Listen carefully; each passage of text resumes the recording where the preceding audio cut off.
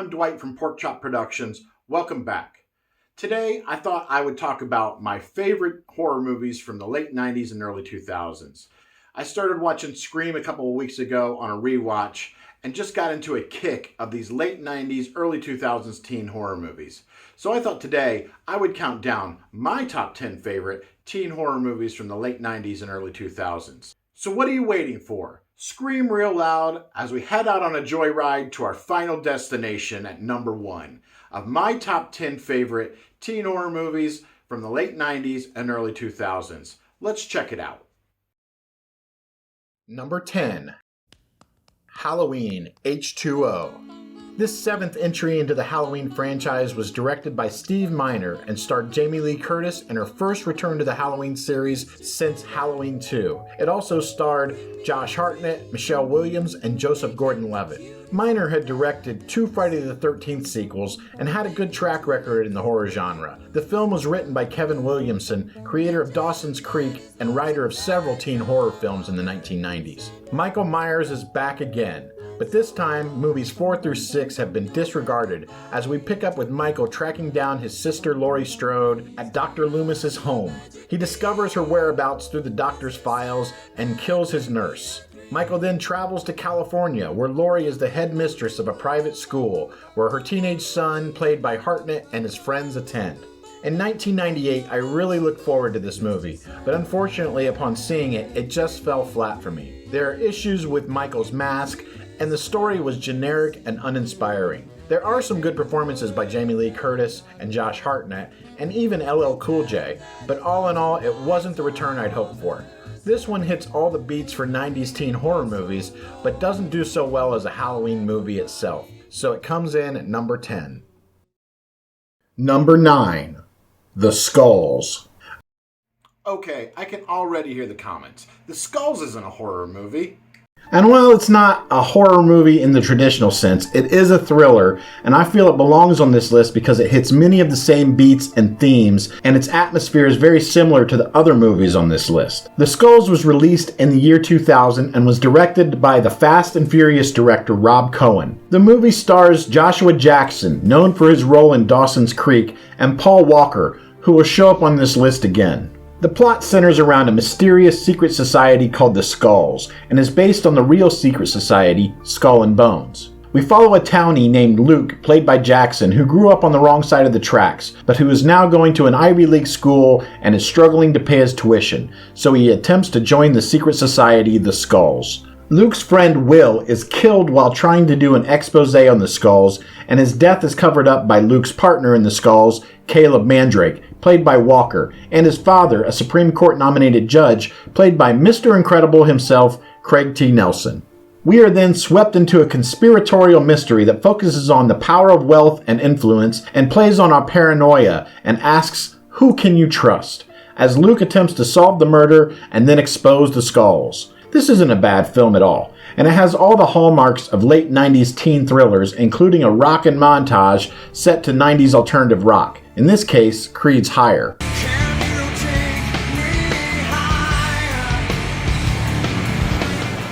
Some of the acting is subpar, but on the whole, it's an entertaining mystery thriller that spawned 2 sequels, and so it comes in on my list at number 9.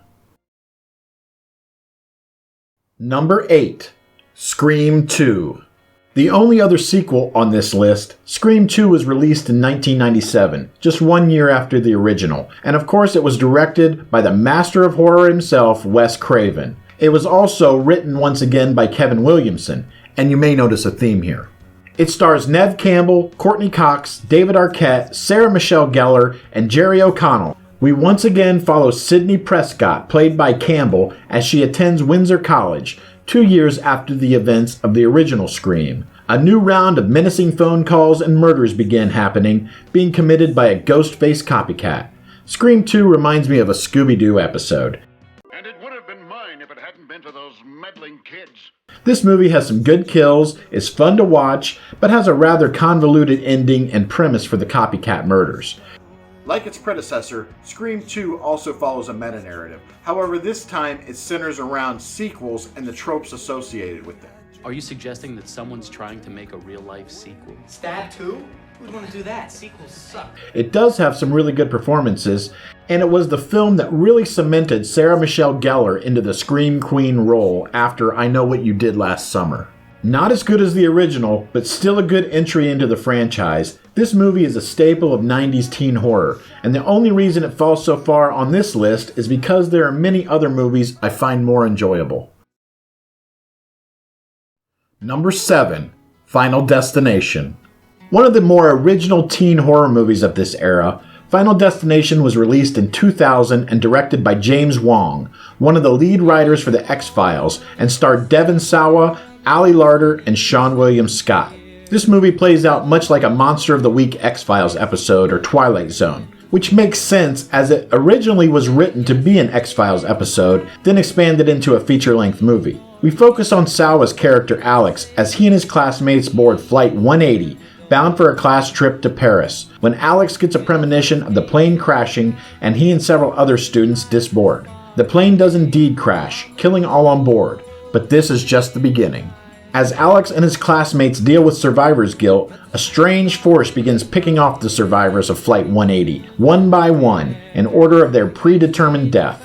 Now the teens must figure out death's design in order to survive. Also starring Candyman, Tony Todd, this movie is very entertaining with some memorable death scenes and a lot of tension and atmosphere.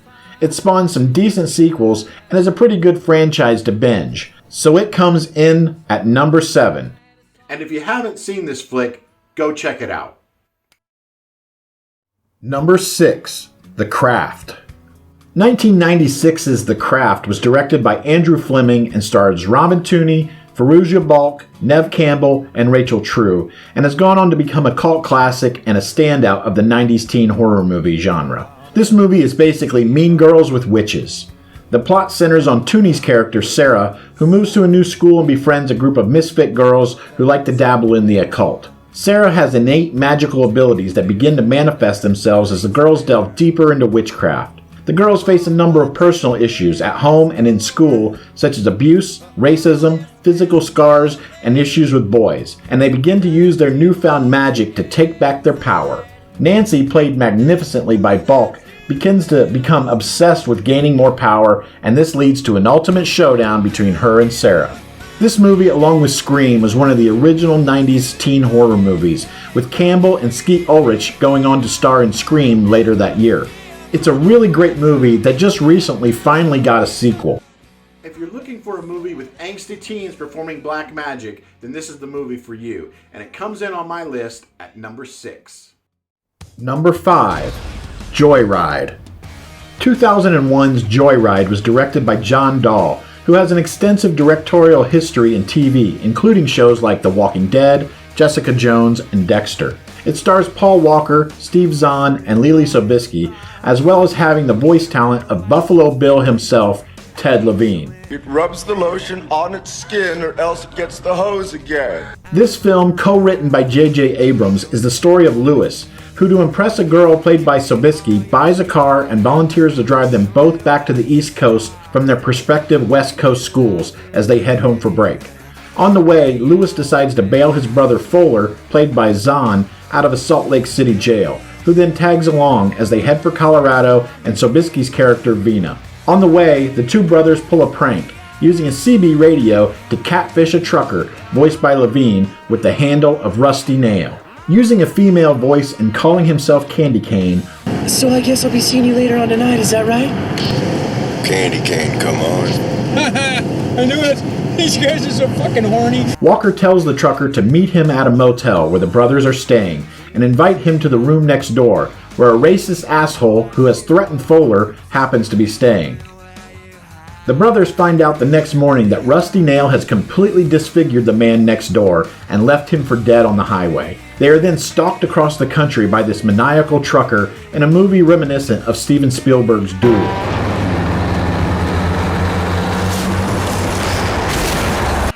This is one I don't see mentioned a lot, but which did spawn a sequel. The movie has all the tropes of 90s teen horror, with alternative rock playing throughout, and a young, attractive cast. but it also has an atmosphere that is dark and foreboding at times and gives the movie a lot of tension. The third act falls a little short, but it is an enjoyable movie and therefore comes in at number 5. Number 4. Scream.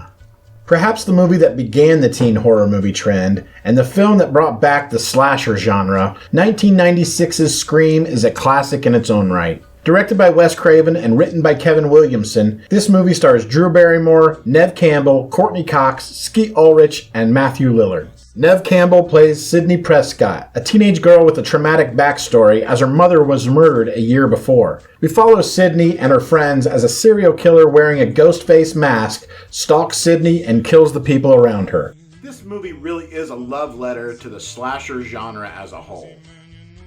It relies heavy on meta-narrative, and although not the first movie to be self-aware, it is the one people think of most and the one that did it best. It breaks down all the classic horror movie tropes. I'll be right back! Sometimes in a way that borders on parody, but then incorporates those same tropes into the movie. From Splitting Up to The Final Girl, this film pokes fun at and pays homage to all the slasher movies that came before it, and it really is a modern classic. Look, I know many of you will disagree where this comes in on my list.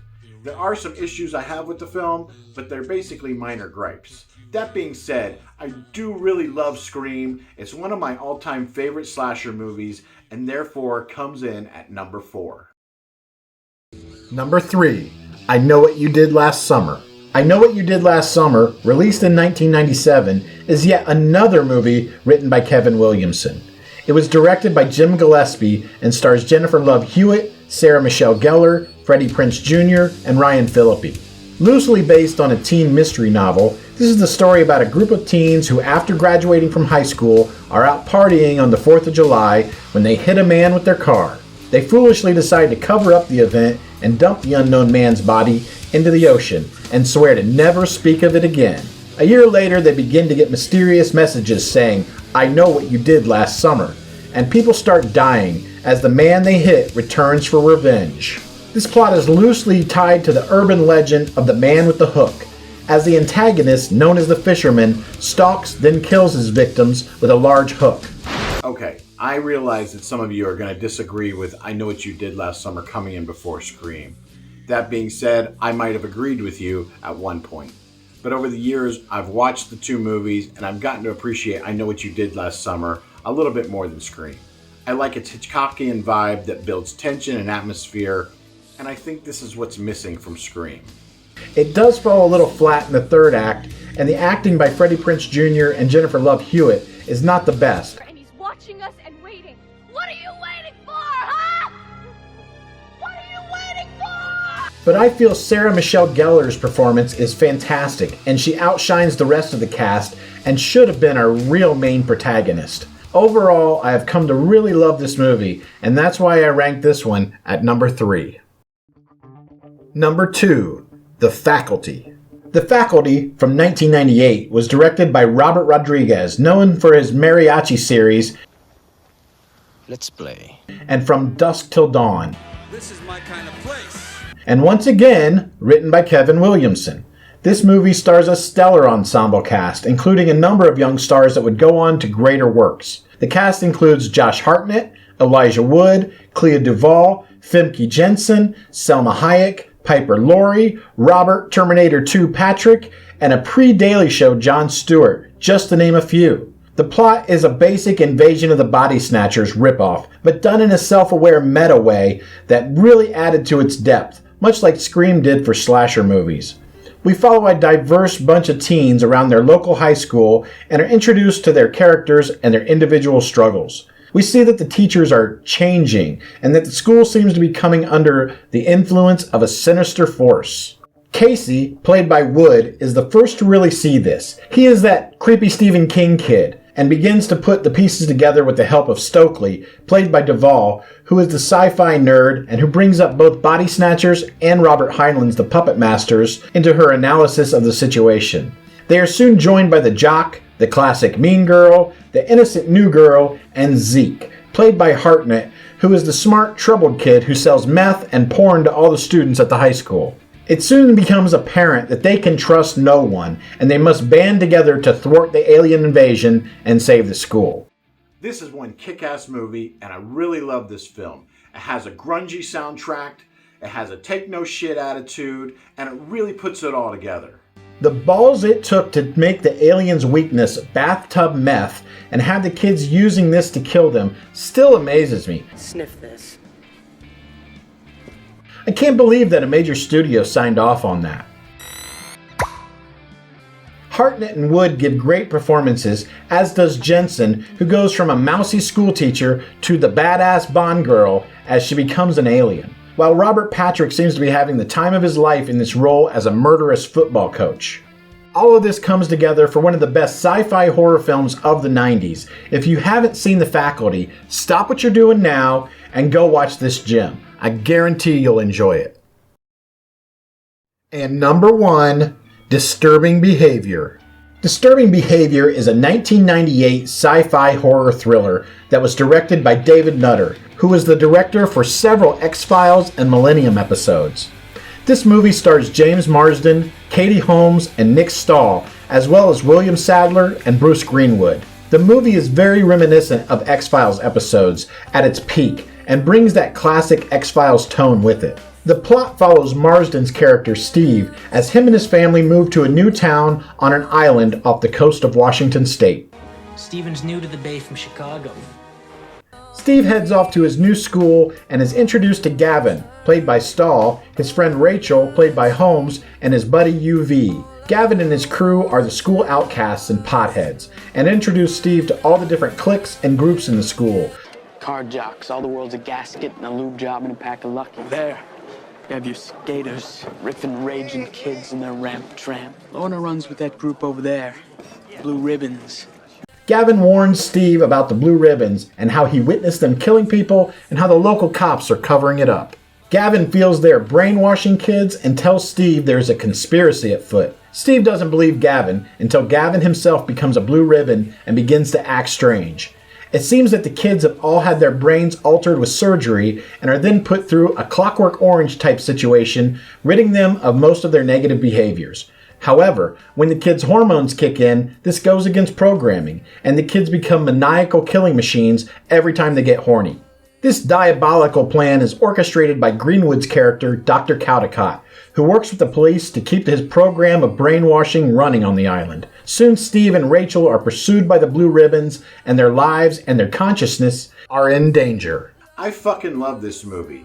It's unapologetically 90s with its soundtrack and design, and oftentimes while watching it, I feel like I'm right back in high school. The plot is mysterious and exciting. The acting is fabulous, especially Stahl and Marsden, and a pre-Tom Cruise Katie Holmes looks amazing as a teenage metal chick. The tension and paranoia is built to an excellent level, and it's just an example of great filmmaking that makes it really memorable. This movie had a lot of issues with studio meddling, and I would love to see a director's cut one day. If you want a really good breakdown of this film, please go check out Good Bad Flicks on YouTube. He has an excellent exploring disturbing behavior video that looks into all the behind the scenes issues that happened with this movie. And I really hope that someday we can see the full version. If you're an X-Files fan, this movie is for you. With music by Mark Snow, famous for his X-Files theme,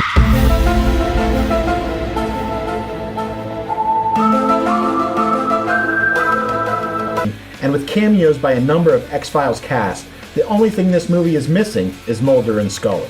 This movie is not just another teen movie, but a dark sci-fi thriller with elements of horror that pays homage to the great films like Invasion of the Body Snatchers and A Clockwork Orange, and has a plot that's both fun and terrifying. If you want a 90s teen movie like no other, then check out Disturbing Behavior. Well, that's it. That's my top 10 favorite teen horror movies from the late 90s and early 2000s. If you disagree or have comments, please let me know below. And what's your favorite scary movie? If you like this video, please like and subscribe for more videos like this in the future. I hope to have content coming out at least every other week. So please stay tuned and check it out. And thanks for watching. I'm pulling over right now and I'll see your beautiful eyes in the PM.